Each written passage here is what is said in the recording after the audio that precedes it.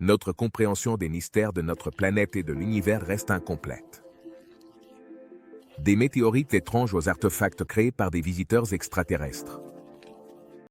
Voici 15 objets inquiétants qui ne viennent pas de cette planète. Numéro 15. Une rencontre d'Anne, Elizabeth Fowler. Un après-midi paisible d'automne en novembre 1954, une femme nommée Anne-Elizabeth Fowler Hodge profitait d'une sieste bien méritée sur son canapé chez elle, quand quelque chose de complètement hors du commun et totalement inattendu s'est produit. Et quand je dis inattendu, je veux dire que c'était quelque chose d'aussi inhabituel qu'une météorite s'écrasant sur le toit de sa maison et la frappant alors qu'elle se reposait.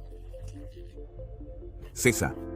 Même si cela peut paraître incroyablement improbable, et même si les chances d'être frappé par un astéroïde au cours de sa vie sont extrêmement faibles, la réalité est que ces probabilités ne sont pas nulles, et Anne-Elizabeth Fowler Hodge peut en témoigner. Cependant, elle n'a pas à s'inquiéter. Cet événement l'a rendue la seule personne dans l'histoire à avoir été touchée par un météorite et à avoir survécu. Le météorite, qui était un sortilège, a causé un grand émoi. Après que les militaires l'ont examiné, il a été rendu à Anna et son mari. Ils ont été confrontés à un litige légal concernant leur propriété avec leur propriétaire. Finalement, Anne a pu la garder en échange de $500. Je ne suis pas sûr de comment ou pourquoi le propriétaire d'Anne pensait qu'il avait des droits sur le météorite alors qu'Anne était la seule touchée par tout l'incident. Mais peut-être que c'était la promesse d'argent qui les a poussés à revendiquer la roche. L'attention suscitée par l'incident n'a pas été facile pour Anne. Elle a eu des problèmes de santé et d'anxiété après l'incident. Qui ne se sentirait pas traumatisé? Après ce qu'il a vécu, il a fini par revenir à la normale. Cependant, au début, la météorite a attiré des offres atteignant des milliers de dollars. Mais l'intérêt a diminué avec le temps. Finalement, Anne l'a vendue au musée d'histoire naturelle de l'Alabama pour $25. Avant de continuer avec cette vidéo, appuie sur le bouton d'abonnement et sur la cloche de notification tout de suite. Numéro 14. La Voie lactée et Andromède. En ce moment, nous sommes face à un événement cosmique de grande importance qui, selon ton intérêt pour l'astronomie, peut ou non te préoccuper. Je parle de la grande collision qui est destinée à se produire entre notre maison galactique, la Voie lactée, et la galaxie d'Andromède. C'est un événement d'une ampleur inimaginable et d'un impact cosmique sans précédent. Les astronomes ont récemment réussi à prédire que même si cette collision est inévitable, l'existence humaine aura probablement déjà cessé au moment où ce phénomène se produira. Même si l'impact direct sur nos vies peut être nul, on ne peut nier qu'il s'agit d'un événement cosmique fascinant et intéressant qui nous rappelle l'immensité et la dynamique constante de l'univers dans lequel nous vivons. La galaxie d'Andromède, notre voisine galactique géante la plus proche, se dirige vers la Voie lactée à près d'1/4 de kilomètres par heure. Quand ces deux galaxies finiront par se rencontrer, nos cieux se transformeront. La collision devrait déclencher un spectacle spectaculaire de formation de nouvelles étoiles, remplissant le ciel de nébuleuses à émissions brillantes et d'amas ouverts. Je sais que cela ressemble à un événement chaotique, mais il est peu probable que les étoiles individuelles de ces galaxies entrent en collision. Les étoiles sont si éloignées les unes des autres que la plupart d'entre elles vous dépasseront. Essentiellement, ce qui se produira est une réorganisation massive de ces étoiles sur de nouvelles orbites autour du centre de la nouvelle galaxie fusionnée. En ce qui concerne notre système solaire, on prédit qu'il pourrait être éjecté plus loin du noyau galactique. Il y a même une petite possibilité, d'environ 12%, que notre système solaire puisse être complètement expulsé de cette nouvelle galaxie formée. Mais ne vous inquiétez pas.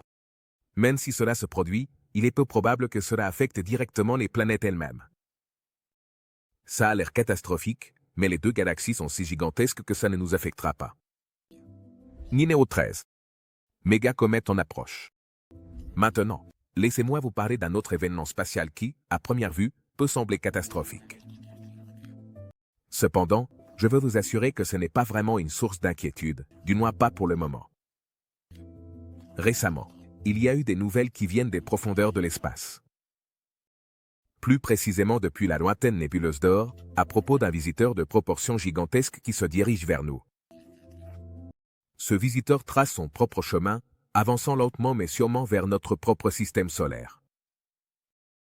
L'intrus en question est une comète, un corps céleste de grande taille et d'un intérêt extraordinaire. Son nom est Bernardinelli Bernstein, bien qu'il soit également connu sous sa désignation technique, c'est 2014 271. 271.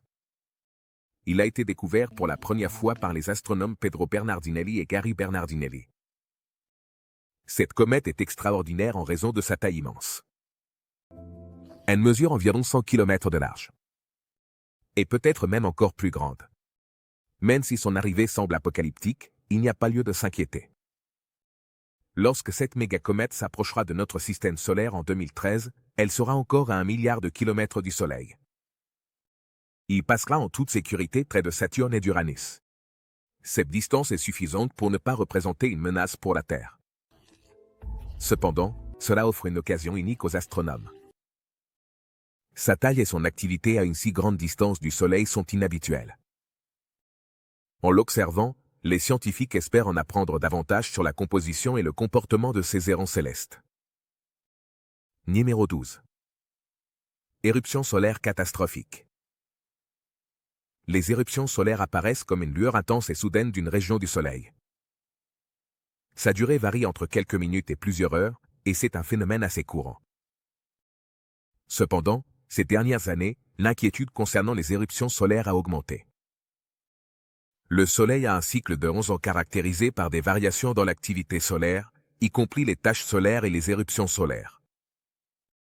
Pendant les périodes de forte activité, la probabilité d'éruption solaire et d'éjection de masse coronale augmente. Ces phénomènes solaires peuvent perturber le champ magnétique de la Terre et potentiellement causer des effets technologiques de grande envergure. Une éruption solaire significative similaire à celle de 1859, connue sous le nom d'événement Carrington, pourrait avoir un impact particulièrement fort si elle se produisait dans notre société technologiquement dépendante d'aujourd'hui. Une puissante éruption pourrait perturber les réseaux électriques, les communications par satellite et Internet, laissant la planète entière incapable de se connecter au réseau et à Internet. Considérant la façon dont nous pensons tous que nos téléphones sont inutiles sans Internet ou données mobiles, cet événement affecterait grandement même les gens ordinaires. En fait, en 1859, l'événement de Carrington avait déjà provoqué le chaos, provoquant des pannes dans les systèmes télégraphiques et même des décharges électriques chez les opérateurs. Si un événement similaire se produisait maintenant, cela pourrait causer des dommages s'élevant à des billions de dollars, affectant les réseaux électriques, les ordinateurs, les systèmes de réfrigération et les réacteurs nucléaires, entre autres. Les chercheurs ont souligné la possibilité qu'une éruption solaire de ce type se produise au cours du prochain siècle. Mais ne vous inquiétez pas, il n'y a rien dont nous devrions nous préoccuper à nouveau. Forasto. Numéro 11. 154 741 astéroïdes supplémentaires.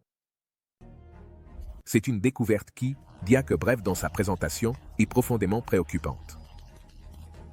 Dans une découverte récente qui a secoué le monde de l'astronomie, des preuves ont été trouvées qu'il existe beaucoup plus d'objets de grande taille dans notre système solaire que ce que nous avions initialement prévu. Cette découverte surprenante dépasse nos attentes et nos projections précédentes. Après une période de recherche et d'observation approfondie et minutieuse, les scientifiques ont réalisé un exploit impressionnant.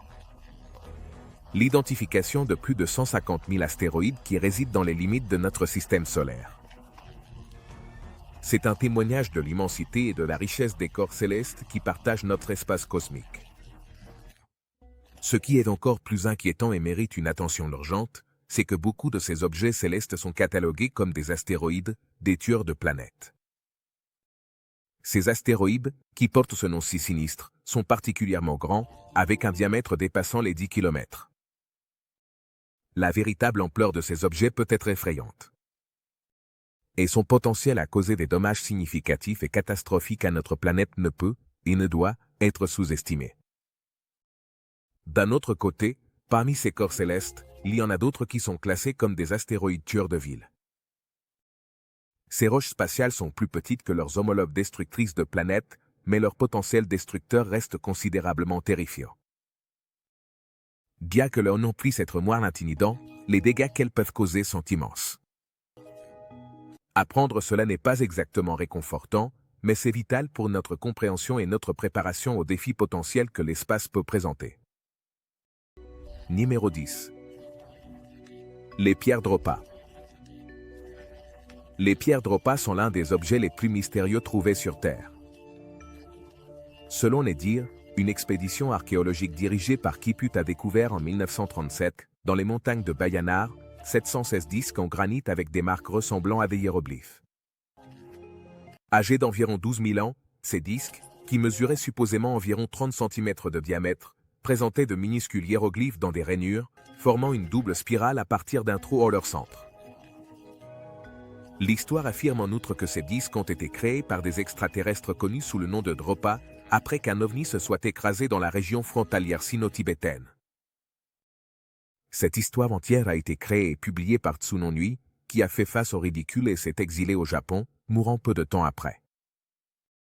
Cependant, l'authenticité des pierres Dropa, et du récit dans son ensemble, a été largement remise en question.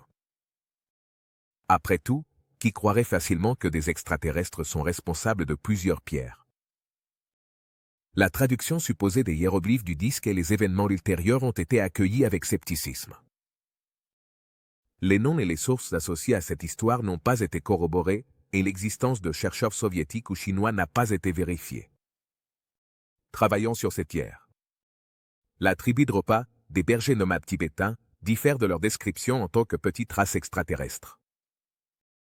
En 1994, les scientifiques Ardui Kosdorf et Peter Krasa ont affirmé que les disques Dropa avaient été détruits par les autorités chinoises, qui nient leur existence. Il n'y a aucune trace de ces pierres dans les musées chinois, mais elles continuent d'intriguer les ufologues. Si leur histoire était une supercherie, pourquoi les autorités élimineraient-elles toute trace des disques? On ne peut que spéculer.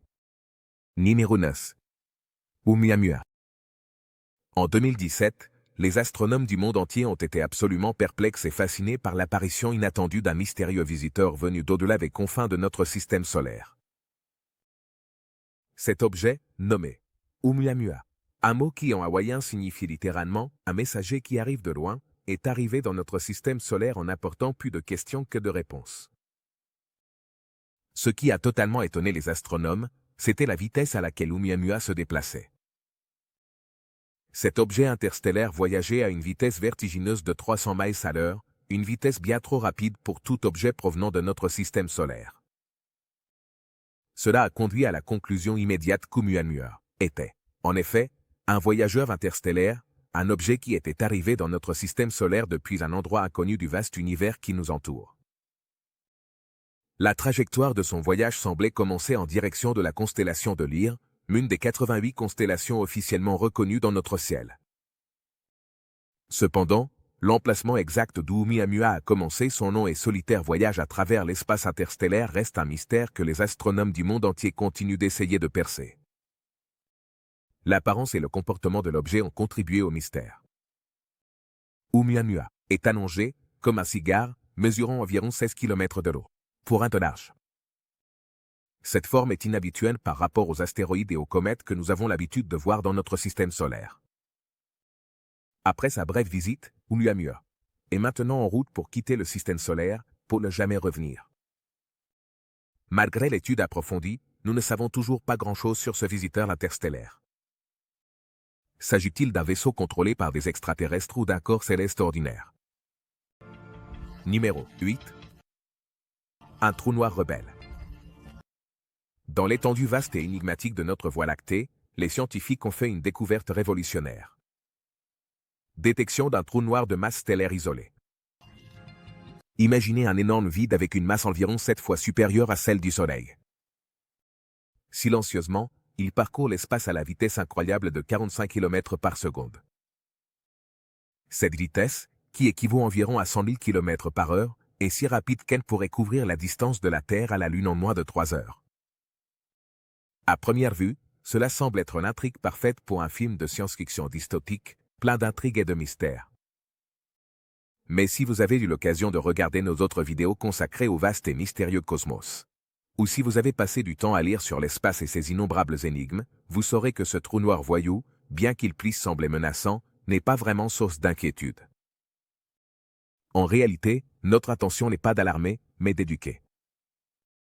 Nous observons ces phénomènes fascinants connus sous le nom de trous noirs non pas par peur, mais pour en apprendre davantage sur l'univers, percer ses secrets, finalement, acquérir une meilleure compréhension de notre propre existence au sein de ce vaste univers. Celui-ci en particulier est assez spécial. Contrairement aux trous noirs précédemment identifiés, qui se trouvent généralement dans des systèmes binaires en interaction avec d'autres étoiles, celui-ci est un vagabond solitaire, dépourvu d'étoiles compagnes ou homologues visibles.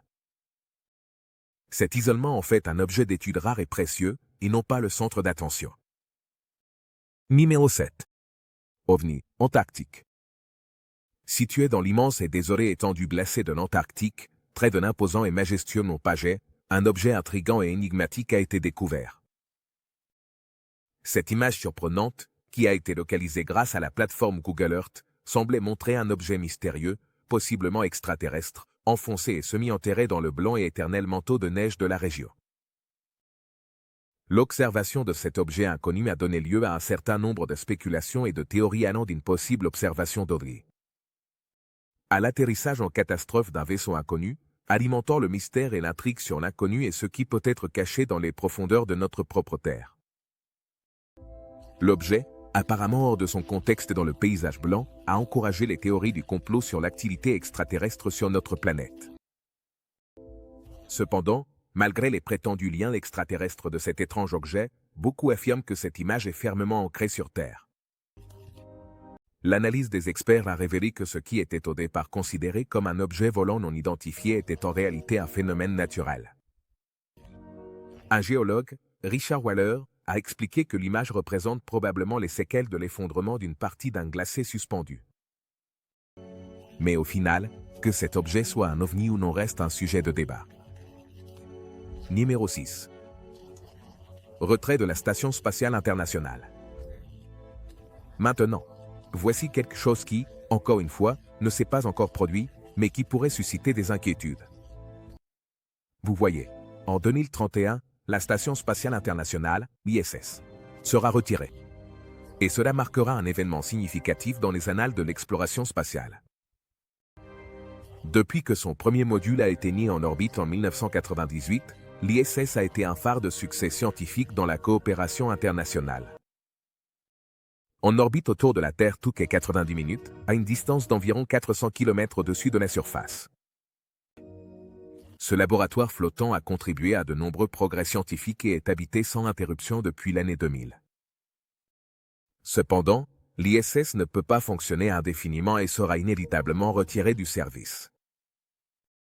La NASA, la célèbre agence spatiale américaine, a un plan établi pour retirer la Station spatiale internationale, l'ISS. Ce plan repose sur la mise en place d'une orbite contrôlée, en s'assurant que l'ISS atterrisse dans une zone spécifique et éloignée de l'océan Pacifique, connue sous le nom de point Nemo. Cet endroit est particulièrement remarquable, car c'est le point océanique le plus éloigné de toute Terre. En raison de son emplacement éloigné, il est souvent utilisé pour désorbiter des vaisseaux spatiaux en toute sécurité, minimisant ainsi tout risque potentiel pour les zones peuplées. La majeure partie de l'ISS devrait brûler lors de sa rentrée dans l'atmosphère terrestre, un sort courant pour les vaisseaux spatiaux qui ont rempli leur mission. Cependant, certains fragments pourraient survivre à ce processus et atteindre la Terre. C'est une pensée plutôt tragique et mélancolique d'imaginer qu'après des années de service et des contributions inestimables à la connaissance humaine, l'ISS se brûlera simplement et s'écrasera dans l'immense océan de la Terre. Numéro 5. Le mécanisme anti-KTT. Le mécanisme anti-KTT pourrait être un artefact que tu as déjà croisé auparavant. Après tout, c'est toujours l'objet le plus étrange découvert sur notre planète. Il a été récupéré dans une épave au large de l'île grecque d'Anticythère, en 1900. Cet appareil complexe composé d'au moins 30 engrenages connus et datant du siècle avant notre ère est largement reconnu comme une forme précoce d'ordinateur analogique utilisé pour prédire des événements astronomiques. En raison de la complexité de cet appareil, beaucoup pensent qu'il est d'origine extraterrestre. Par exemple, certains partisans des théories extraterrestres anciennes, comme Giorgio Zucculi, ont avancé que la complexité du mécanisme anti-cathéter pourrait indiquer une connaissance transmise par des êtres extraterrestres. Cette perspective considère que le mécanisme pourrait être le produit d'une technologie alien avancée que les anciens humains ont reçue ou développée. Cependant, bien que le mécanisme d'Anticythère soit vraiment sophistiqué, ce qui suggère un haut niveau de connaissances et de compétences technologiques dans l'ancienne société grecque, il n'y a pas de preuves concrètes soutenant la participation d'une intelligence extraterrestre dans sa création. Cependant, cela n'empêche pas les gens de croire aux théories extraterrestres. Et donc, à ce jour, le véritable origine du mécanisme d'Anticythère reste un sujet de recherche et de débat.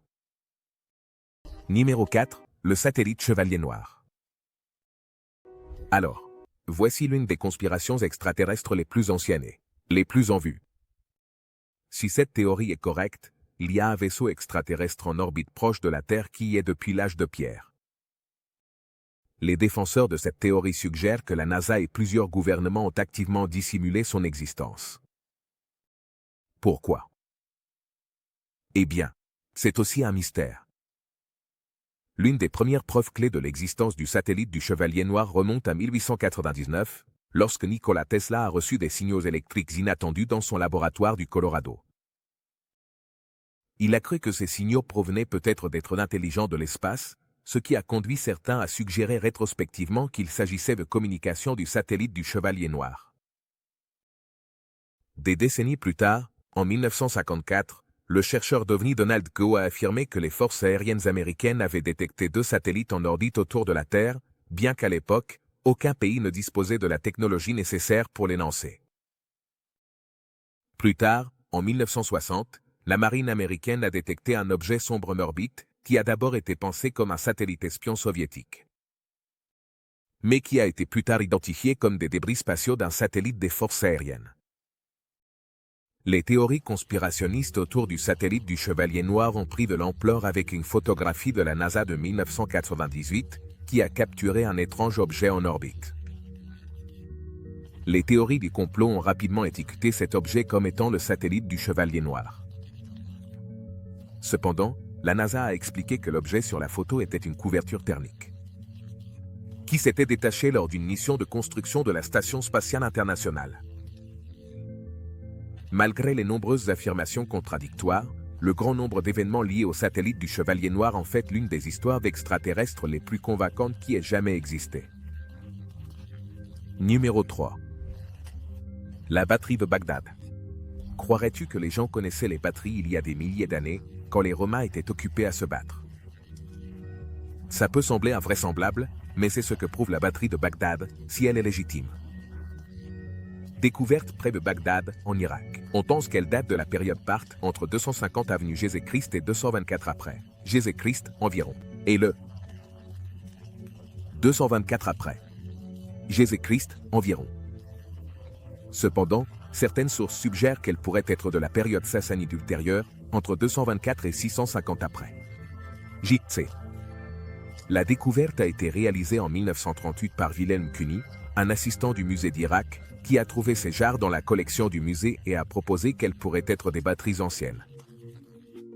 Chaque tas de Bagdad est constitué d'un pot en argile d'environ 10 cm de haut, avec un cylindre en cuivre à l'intérieur, scellé au fond avec du cuivre et recouvert d'asphalte. Une tige de fer a été placée dans le cylindre, suggérant que lorsqu'il était rempli d'un agent acide tel que du vinaigre ou du vin, l'appareil aurait pu fonctionner comme une cellule galvanique capable de générer un petit courant électrique. Mais, comment cela a-t-il pu être possible? Le concept de la batterie de Bagdad en tant qu'appareil électrique ancien a donné lieu à diverses théories sur son utilisation possible. Certains suggèrent qu'elle aurait pu être utilisée pour la galvanoplastie, bien que cela soit contesté par les experts, qui soutiennent que les méthodes et les artefacts de l'époque. Elles indiquent l'utilisation de différentes techniques de dorure, comme la dorure au feu avec du mercure. D'autres ont proposé qu'elle aurait pu être utilisée pour l'électrothérapie médicale ou l'électroacupuncture. Cependant, ces théories sont spéculatives, puisqu'il n'y a pas de preuves directes qui confirment ces usages. Pourtant, beaucoup continuent de croire que la batterie de Bagdad a été créée par des extraterrestres qui avaient des connaissances supérieures pour aider les gens de l'époque. Numéro 2. Le manuscrit du voyage. Si vous vous intéressez à toutes les choses étranges, vous avez peut-être déjà entendu parler du manuscrit du voyage, un document mystérieux du XVe siècle qui a déconcerté experts et passionnés pendant des siècles. Ce livre est si déroutant qu'il a conduit beaucoup de gens à croire qu'il a été écrit et créé par des créatures extraterrestres. Ce livre est rempli de figures étranges et apparemment d'un autre monde, représentant différents organismes qui ne ressemblent à rien de ce que l'on trouve sur Terre. Pendant des années, beaucoup ont essayé de déchiffrer le sens et le but de ce livre, mais sans succès. Le langage unique du manuscrit et les lettres stellaires inhabituelles ne ressemblent à rien de ce que nous connaissons. Certains passionnés proposent également que le manuscrit pourrait être une chronique de la vie sur Terre, écrite par un visiteur extraterrestre échoué ici dans les années 1400. Cependant, aussi captivante que soit cette théorie, elle n'est pas soutenue par des preuves scientifiques conventionnelles. D'autres théories, plus fondées, suggèrent que le manuscrit pourrait être un canular élaboré, peut-être créé par des personnages historiques connus pour leurs pratiques trompeuses. Cela pourrait aussi simplement être une encyclopédie médiévale de la nature ou un texte médical, compte tenu de ses sections détaillées sur les herbes et la biologie. Le manuscrit du voyage est divisé en plusieurs sections intéressantes, astronomiques, biologiques, cosmologiques, sur les herbes, pharmaceutiques, et de recettes.